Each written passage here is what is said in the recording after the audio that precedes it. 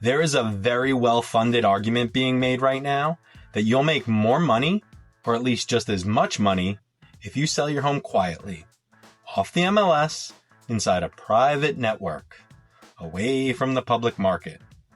And the CEO of one of the biggest brokerages in the country is the loudest voice making that case. And I want to talk about it directly. Because I'm not going to tell you that this argument is wrong because Zillow says so. Zillow has their own agenda here, and I'll get to that. What I am going to tell you is what the data actually shows, where it comes from, who reviewed it, and what it actually means for sellers on Long Island specifically.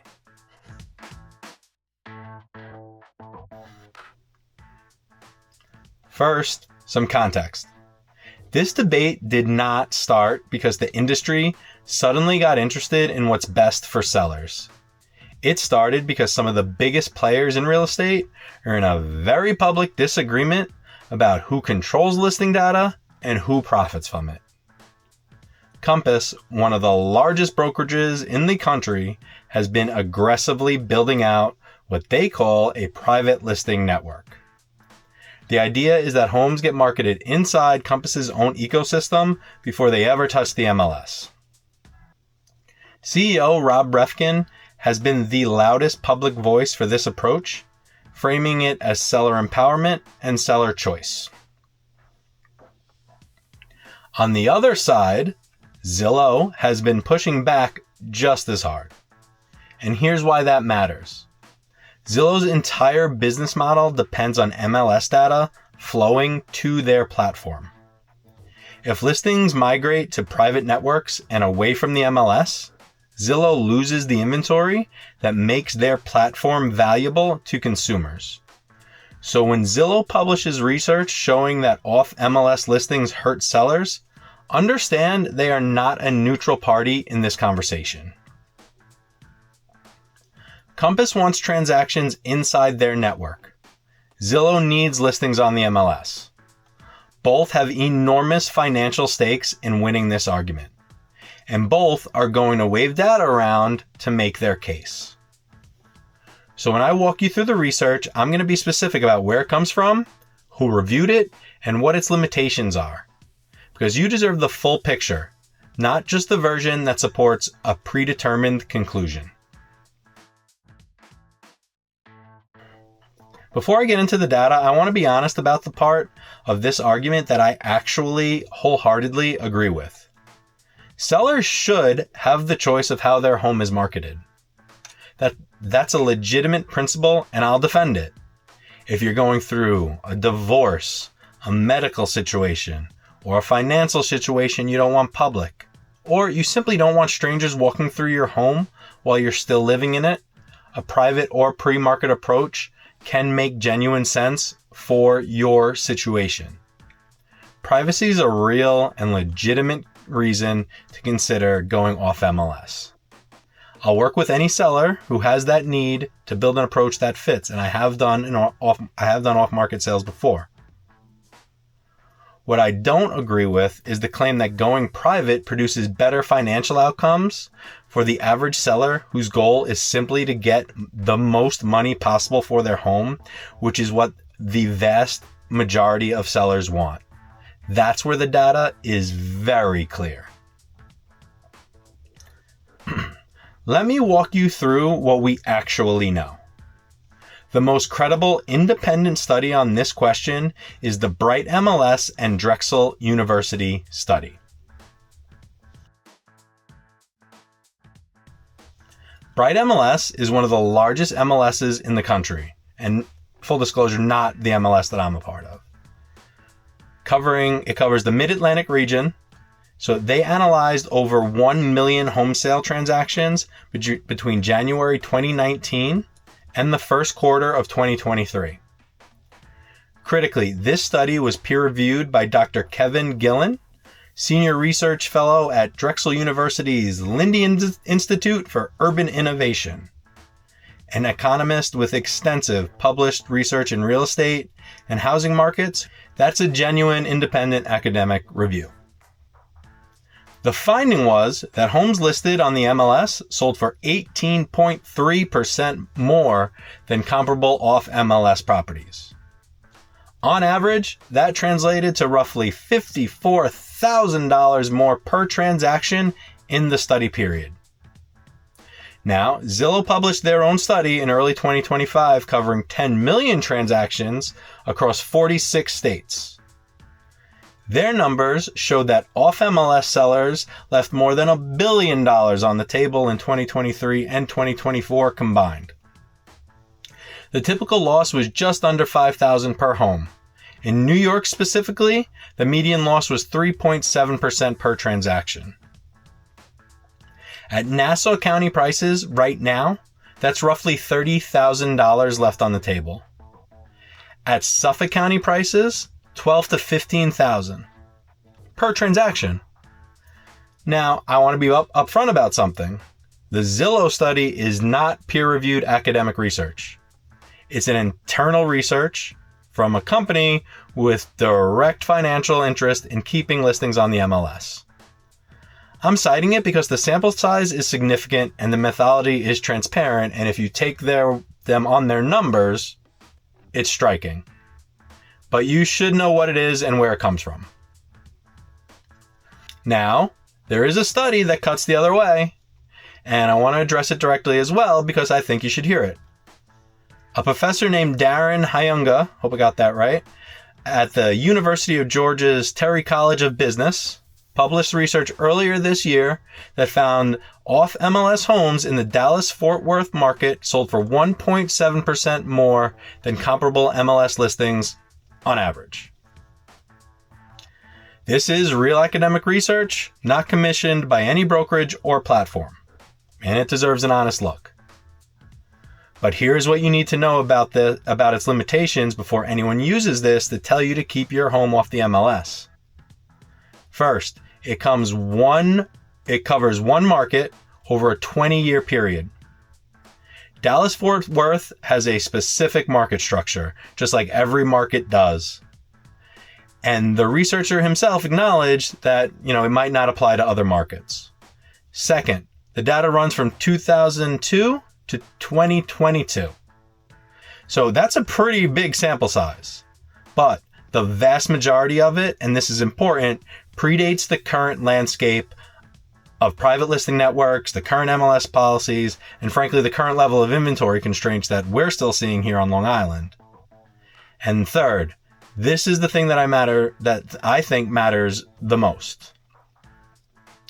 Hyunga's own study found that after NAR implemented the clear cooperation policy, the 1.7% off MLS premium dropped to a level that was, in his own words, statistically indistinguishable from zero. He could not prove any off MLS advantage existed at all in the most recent period of data. So the study that private listing advocates are holding up as proof that sellers benefit from going off MLS contains its own refutation in the footnotes. I'm not sure if that's a word, refutation. Either way, the advantage, to whatever degree it existed in one specific market over 20 years, disappeared under more structured market conditions. The bulk of the credible research across the largest sample sizes, reviewed by independent economists, consistently points the same direction. More exposure produces competition. More competition produces higher sales. That finding is not Zillow's invention, it's basic economics.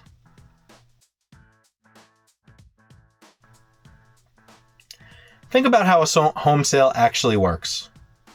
When your home hits the MLS, every buyer in the market can see it.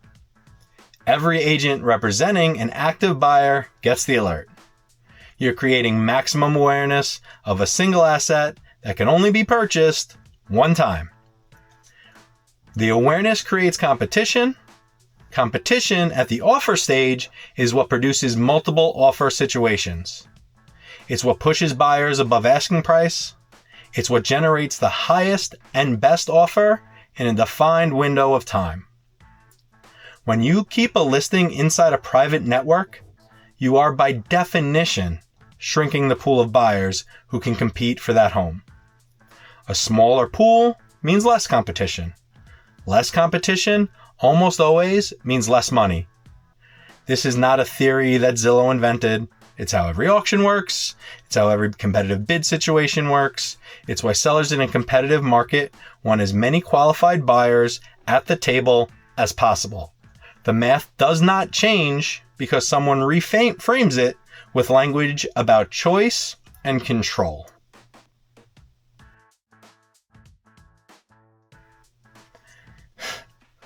So let's ask the honest question. If the preponderance of evidence shows that private listings produce lower sales prices for the typical seller, why is one of the largest brokerages in the country pushing them so aggressively? Here's what happens when a brokerage keeps a listing inside its own private network. The seller gets a smaller buyer pool and statistically, likely a lower sale. The buyer who finds the home gets access to inventory the general public cannot see, which is a real competitive advantage, but only if they happen to be a client of that brokerage. And the brokerage gets to represent both the buyer and the seller in the same transaction. That's called a double-ended transaction. Instead of splitting a commission with a buyer's agent from another brokerage, the listing brokerage collects both sides, whether it's two different agents or not. That is a significant difference in revenue, and it happens far more often when listings stay inside the brokerage's own network, because that buyers coming to that listing are already that brokerage's own clients. I agree with Zillow's conclusion here, even though I do not trust their motives. Because the conclusion that private listing networks primarily benefit brokerages rather than sellers does not require you to take Zillow's word for it. It just requires you to follow the money. Compass captures more commission revenue when transactions close inside their network. Zillow maintains platform dominance when all listings flow through the MLS. The seller is caught in the middle of a fight that's not really about them, despite what they try and say. And that's what I think deserves to be said out loud.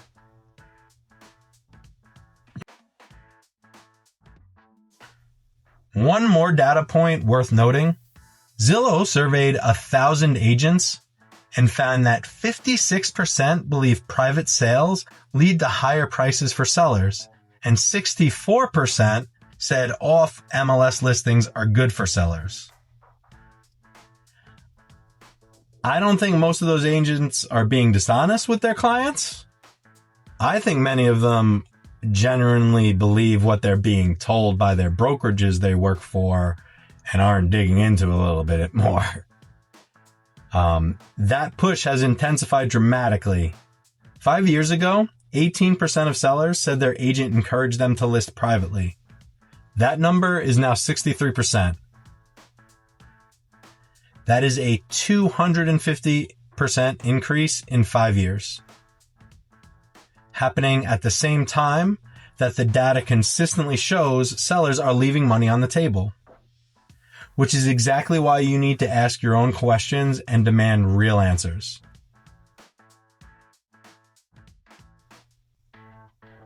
So here's where I land. I don't hold up Zillow as an objective source of industry truth. They have too much to gain from this argument going their way, and I have plenty of content out already that's of the way Zillow's model creates problems for buyers and sellers. But I do trust the basic economics of how competitive markets work, and I do trust the Bright MLS study, which covered 1 million real estate transactions. And I do think the Hyunga study, when you read the whole thing, including the part where the off-MLS premium disappears under clear cooperation, actually supports the case for listing publicly more than it undermines it. The data pointing to MLS exposure as the path to the highest sales price is consistent. It is backed by independent research, and it aligns with everything I see in practice on Long Island. If you're a seller and someone pitches you on keeping your home off the MLS, ask them one question. How does limiting the number of buyers who can see my home help me get more money? Then ask them for the data behind that answer. Not the talking points, the actual data. Because the data that holds up under honest scrutiny from sources that aren't fighting over listing inventory points in one direction. Maximum exposure, maximum competition, maximum sales price. That's the strategy that consistently works for sellers, and that is the strategy that I use. So if you're thinking about selling on Long Island and you want to talk through what a real marketing approach looks like for your home, reach out. The number's below, the email's below, and if you want to know what your home is worth right now, my free home value estimate link is in the description. Like, comment, subscribe. But I am super interested to hear what both, potential sellers and other agents think about, what I'm saying here. Am I way off? Am I missing something? Let me know. Thank you for watching, and I'll catch you guys on the next one.